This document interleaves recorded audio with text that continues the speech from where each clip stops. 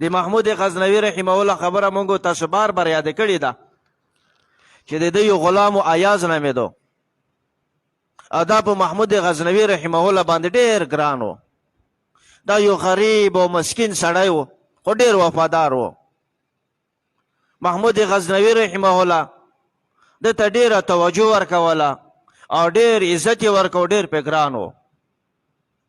چې کوم د محمود غزنوي رحمه الله خپل خپلوان دي دې حسد بغض ورسره راغی چې دا یو غریب سړی چې دا دومره په محمود غزنوي رحمه الله باندې ګران دي څه بنا وکړو. اخر د یوه ورځې ولیدو بادشاه ته وویل محمود غزنوي رحمه الله ته چې دې ایاز کې څه غله شته دی. دا یو المرۍ ده او دې المرۍ باندې طلا راګولې ده، هېڅ چاته چبي نه ورکوي، هېڅ چاته ښیي نه چې په دې کې څه شی دی. خو ورشي په ورځ کې 2-3 ټمه ورځي وګوري بیا چې کوم د طلا پې ولګوي زمونږ ګمان دی چې د تا د خزانې نه څه شی پټ کړی نه وي. ده ورته صحیح ده. د خپل مزدور ته و چې ورشه محمود غزنوي رحمه الله راوغواړه. چې محمود غزنوي رحمه الله راوغوښتو ورته وویل چې دا خبره صحیح ده. د ورته چاو و چې د چبي راکه، چبي ورکړه. د مزدور ته و چې ورشه په دې المارۍ کې چې څومره شیان پراته وي دا ټول راوړه. د حاسدین د خپل خپلوان یې ډېر خوشحاله شول چې اوس به د ده راز ښکاره کېږي، اوس غله پرې ښکاره کېږي.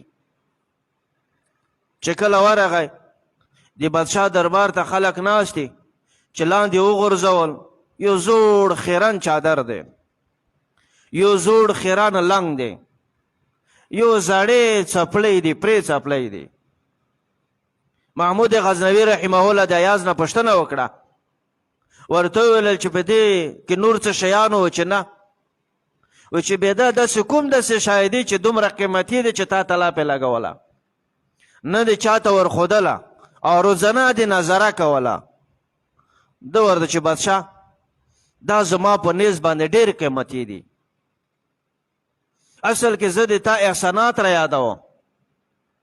زه دا ګورو 5 وخته او دا وایې چې ای ایازه د تا اوقات ده وي، تا حالات ده وي چې دا زوړ چادر دی و، دا زوړ لنګ دی و، دا زوړ زړې څپلۍ دی وي، خو نن چې دا مرتبه او عزت درته ملو شوی دی دا الله درکړی دی، محمود غزنوي رحمه الله درکړی دی. چې داسې نه وي چې د محمود غزنوي په بې وفایي درنه وشي، چې داسې نه وي چې غداري درنه وشي. ده ورته چې واقعي مولانا روم رحمه الله فرمایي چې کاش مونږ هم د خپل مولا په احساناتو داسې خبر وای، مونږ د خپل مولا احسانات داسې پېژندلی چې یا الله رب العزت زما د لباس نه ونیسه تر خوراکه پورې دا ټول تا راکړي دي. 5 وخته مونږ استهزار کولی چې د داسې په عزت کې ناست یا داسې په عزت کې ګرځېږه، دا د الله رب العزت احسانات یې را باندې. که نن ماته د قربانۍ حکم وکړي د یوه قرباني خو زه په خوشحالي او خوشحالي سره وکړه الله تعالی ته. وایي چې محمود غزنوي رحمه الله بیا امتحان اخلي، یو مړغونه راواخستو، د مړغونه ډېر تریخ وي، تیریږي نه. د حاسدینې ته و چې د مړغونه وخوری، یو چې دا څو خوړو بادشاه دا خو ډېر تریخ دی نشي خوړی، چې خیر دی بیا پرېږده. د بل ته وویل بادشاه ډېر تریخ دی، بل ته وویل ایاز ته وویلل. ایاز چې کله مړغونه خولې ته کړو ډېر په خوند سره وخوړو. د نورو حاسدین خوشحاله شول چې پاګل دی، اوس په ترخه او په خوږه هم نه پوهېږي، اوس به بادشاه د خپل دربار نه شړي. د ایاز نه پوښتنه وکړه چې ایازه ولې تریخ نه و؟ ده ورته چې بادشاه ډېر تریخ و، و چې دومره په خوند سره دې ولې وخوړو؟ و چې ما ځکه وخوړو چې ما ویل چې پوره کال د بادشاه دې طرف نه د خپل مالک دې طرف نه ته خواږه خواږه نعمتونه خورې، که د یوه ورځ د تریخ شی وخورې ده خو په خوند سره وخوره. مولانا روم رحمه الله فرمایي چې کاش مونږ هم دا سوچ کولی چې مونږ پورا کال بلکې پورا زندگی دی الله تعالی نعمتونه خورو، دی الله تعالی نعمتونه استعمالوو. که مونږ ته د قربانۍ حکم وکړي په یوه پوره کال کې، دا قرباني خو زه په خوند سره وکړم. که یو مشکل را باندې راشي، دا مشکل باندې خو زه په خوند سره صبر وکړم. که یو امر حکم را الله تعالی راته وکړي چې د حکم خو الله تعالی په خوند سره زه وکړم. محمود غزنوي رحمه الله بیا امتحان اخلي چې د خلق ښه پې پوه شي چې واقعي د وفادار دی. یوه قیمتي ملغلره راواخسته، داسې ملغلره چې ماته شي بیا هغه قیمت نه وي، ضایع کېږي. دا ټول حاسدین بیا راوغوښتل، ورته وویل چې اوس د هغه ملغلره ماته کړې. دی ورته وویل چې بادشاه زه نه ماتوم، دا بادشاهۍ ته ډېر نقصان دی، دې وجې نه زه نه ماتوم.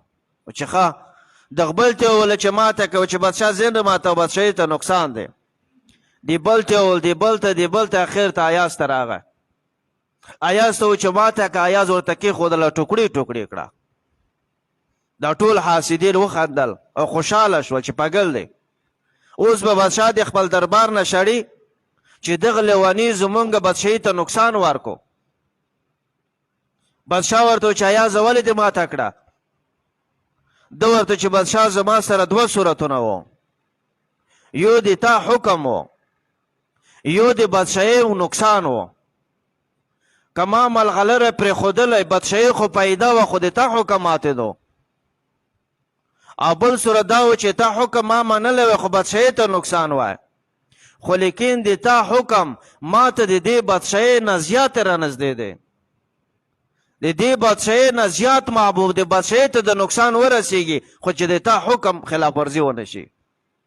مولانا روم رحمه الله فرمایي چې انسانه ته د خپل مالک هم داسې احسان وپېژنه، که زما د دنیا نقصان کېږي، که زما د اولادو نقصان کېږي، که د ما د خواهشاتو نقصان کېږي، خو لیکن د الله حکم نه ماتوه. د الله حکم په هر شي نه مخکې دی او مقدم دی.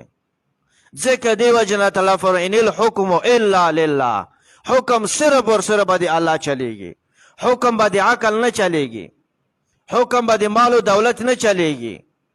که چېرته د الله او د دنیا د الله نه مسوه ټکراو راشي، ته به د الله حکم منې. دې وجې نه مقصد دا دی چې دا د قربانیو سیزن دی. دا قرباني په موږ تاسو سره روانه ده.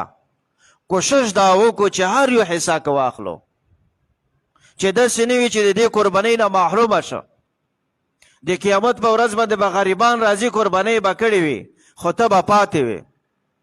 د قیامت په ورځ باندې تلل کېږي به د قربانۍ مال، خو د تا تله به خالي وي، هلته به ارمان کوي چې کاش هغه دنیا چې په ما باندې محبوبه وه، چې د دې دنیا د محبت د وجې نه ما قرباني نه کوله، هغه دنیا ما ته زوی ته پاتې شوه، هغه زما دنیا لمسي ته پاتې شوه، هغه زما دنیا خپلو خپلوانو ته پاتې شوه. نن زه محتاج راغلی یم، نن زه غریب راغلی قیامت ته. خوندونه به دوی پې اخلي، مزه به دوی پې اخلي، خو نن په قبر کې به حساب ته ورکوي. د قیامت په ورځ باندې به حساب ته ورکوي. دې وجې نه ګورئ دا دنیا فاني ده. خپل پلارانو ته وګورو، نیکو ته وګورو، ډېر په دنیا مین خلک وو، ډېره په دنیا پرې خواري کړې وه، خو نن ورنه پاتې ده. هر شی ورنه پاتې دي. چې څه کړي دي د ځان سره وړي دي، که ښه کړي وي د ځان سره وړي، که بدې کړي د ځان سره وړي دي. دې وجې نه د قیامت په ورځ باندې چې افسوس کوو، د قیامت په ورځ باندې ارمان کوو، نن به په دنیا کې په ځان باندې لږ لوږه تېره کو، نن به په دنیا کې په ځان باندې تکلیف تر کو، خدا قرباني وکړو.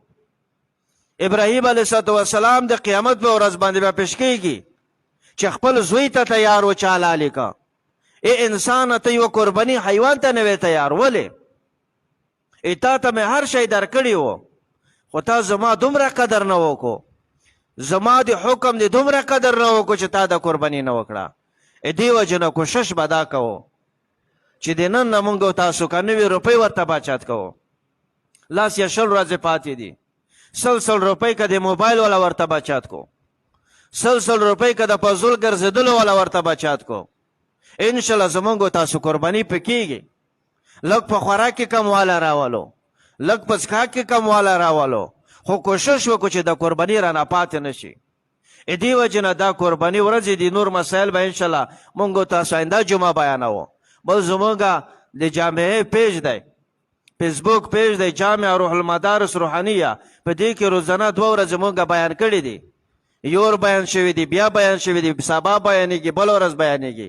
دا ځان سره د کتلی هم شي چې په کومه قرباني باندې عید کېږي، په کوم باندې نه کېږي، په چا کېږي، په چا نه کېږي. قرباني کې عیب پیدا شو، کوم عیب ضرري دی، کوم ضرري نه، دا ټول مسایل بیانېږي. او بل آینده جمعه کېدی شي چې په 10 نه وروسته راشي چې د چا د قربانۍ اراده وي، د 10 ورځې به نه نوکان لنډوي نه به ویشته لنډوي. وګورئ زمونږ په عوامو کې دا مشهوره ده که ویشته دې لنډ کړل قرباني دې نه کېږي، دا غلطه ده. که نوکانو ویشته دې لنډ کړل ګناهګار یې، دا غلطه ده. زمونږ امام ابو حنیفه رحمه الله فرمایي چې نوکان نه لنډول، ویشته نه لنډول دا مستحب عمل دی. دا مشابهت دی د حاجیانو سره چې هغه په دې ورځې کې ویشتان احرام کوي، یو شی هم نه کوي. خو لیکن که چا وکړل ویشتان یې لاند کړل، نوکان یې لاند کړل، بیا داسې نه ده چې قرباني نه کېږي. قرباني کېږي، دغه خپل ثواب دی. خو لیکن ځینې عوام، ځینې خلک بریتونه دومره اوږده وي چې په حرامو کې وي، یعنی په خوراک کې لګېږي. یعنی بریتونه چې دومره اوږده وي چې په اوبو په څښلو کې خوراک کې لګېږي، دا حرام دی. بیا هم نه لنډوي ځکه زه قرباني کوم. نوکان دومره اوږده وي چې په حرامو کې لګې وي، بیا دی وایي چې زه نه کوم ځکه قرباني کوم. او د کوم د تخر والا د زیر نافت نون نه لاندې ویښتان یې اوږده په حرامو کې لګې وي، دی نه لنډوي. بلکې اوس حکم دا دی چې لنډې کا. هلته لنډول واجب دي او دلته مشابهت مستحب دی. بریتونه د اوږده شوي دي 10 ورځې د وي لنډې کا، نوکان د اوږده شوي د 10 ورځې د وي لنډې کا، ویښته د اوږده شوي د لنډې کا. خو بهتره دا ده چې د 10 ورځو نه مخکې ځان صفا کړي، د ویښتانو نه صفا کړي، بیا د 10 ورځې چې کوم د ته ویښتان نه لنډوي د عید په ورځ باندې چې کله قرباني وکړي دې نه وروسته لنډ کړي. الله تعالی د مونږ او تاسو ته په دې باندې عمل نصیب کړي. په افغانستان کې زلزله شوې ده، تقریبا د 1000 کسانو نه زیات شهیدان دي. دا شهادت دی چې څوک د ول پر اړنګ شي، دا الله تعالی د انسان لپاره پناه غواړي. دا ټول شهدا دي. بس د افغانستان په قسمت کې شهادت لیکلی دی. دې دپاره دعا وکړئ چې الله تعالی د دوی د شهادت قبول کړي او پکې د افغانستان بلکې ټوله دنیا د نورو آفتونو نه، د نورو مصیبتونو نه، د نورو پرېشانۍ نه خدای الله محفوظ کړي. الله تعالی د راحت زندگی ورنصیب کړي، الله تعالی د آرام زندگی ورنصیب کړي، الله تعالی د هر قسم کامیابی ورنصیب کړي. په هر منځ کې دعا ورته کوئ. او چې کوم پسماندگان دي، چې کوم د کورونو وال دي، هغه دپاره خصوصي دعا کوئ چې یا الله رب عزت دوی ته صبر جمیل ورنصیب کړي، دین عمل بدل ورنصیب کړي او د نورو مشکلاتو نه ټول مسلمانان وساتئ. دعا کوو، دعا وکړئ. الله تعالی ټول یا الله تعالی ټول شهادتونه قبول کړي. یا الله رب عزت لوی درجات نصیب کړي. یا الله تعالی د افغانستان باندې رحم وکړي، ټول اسباب مایا کې ټول کامیابی ورنصیب کړي، د نورو آفات مصیبتو تکلیفو پریشانۍ د غم نه وساتي. یا الله رب عزت چېرته مسلمانان وي ته حفاظت او نصرت وکړي. یا الله تعالی چاته غم رسېدلی دی ته صبر جمیل ورنصیب کړي. یا الله تعالی ته د دین عمل بدل ورنصیب کړي. وصلی الله تعالی علی خیر خلق محمد و آله و اصحابه اجمعین.